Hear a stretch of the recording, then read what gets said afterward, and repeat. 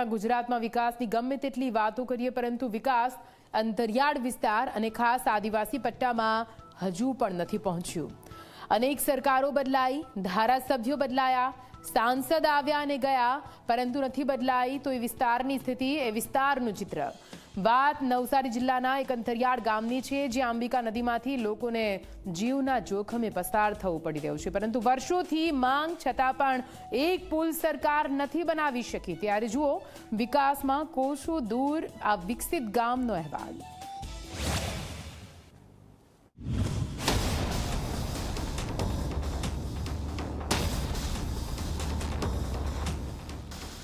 आदिवासी बहुमतीवाળા વિસ્તારમાં વિકાસ કેમ નહીં?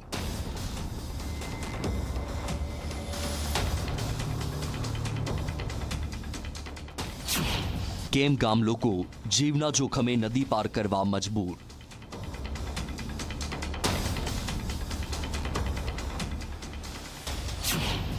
અનેક સરકારો બદલાઈ, પણ કેમ નથી બદલતી સ્થિતિ?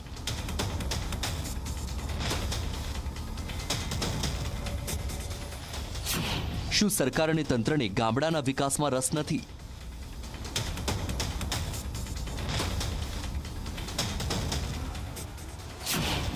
શું અંતરિયાળ ગામડામાં રહેવું કોઈ ગુનો છે? આ દ્રશ્યો ગુજરાતના એ ગામડાના છે જ્યાં વિકાસ આજ દિન સુધી નથી પહોંચ્યો।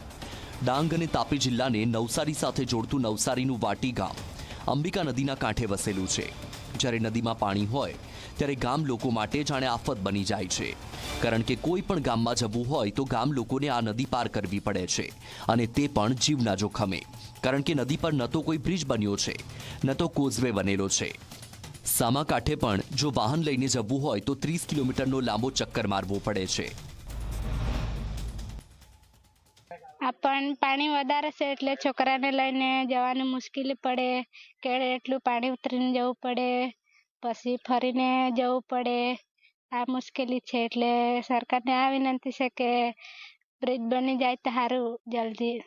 સમસ્યા એવી છે કે કાંબા વાટીના વચ્ચે જે નદી છે એ નદી પર પુલ નથી, તો અહીંયાથી છોકરા લોકોને ભણવા જવાનું કે કઈ સ્કૂલ વાન જાય તો અહીંયા રસ્તો નથી, પુલ નથી। દર વખતે અહીંયા બને છે ટેમ્પરરી રસ્તો। અવિકસિત આ વાટી ગામના લોકોને કોઈ પણ વસ્તુ ખરીદવા માટે વાંસદા જવું પડે છે, ખેત પેદાશના વેચાણ માટે પણ વાંસદા જવું પડે છે, પરંતુ નદી પર બ્રિજ ન હોવાને કારણે લોકોને જીવનું જોખમ લેવું પડે છે।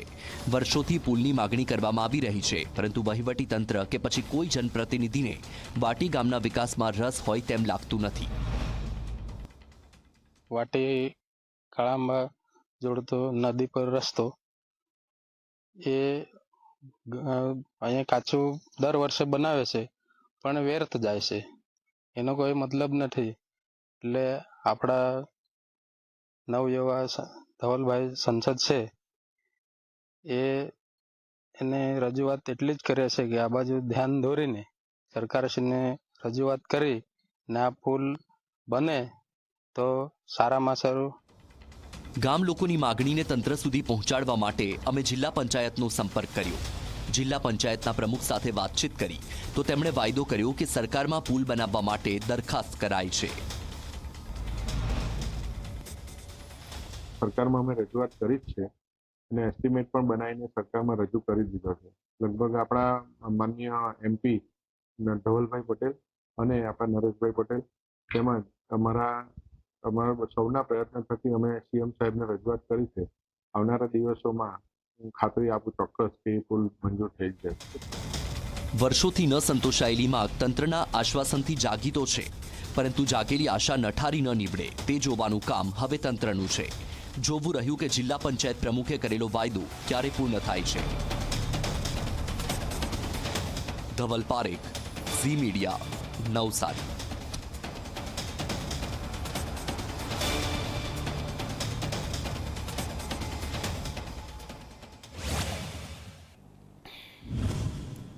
ગુજરાતમાં છેલ્લા ઘણા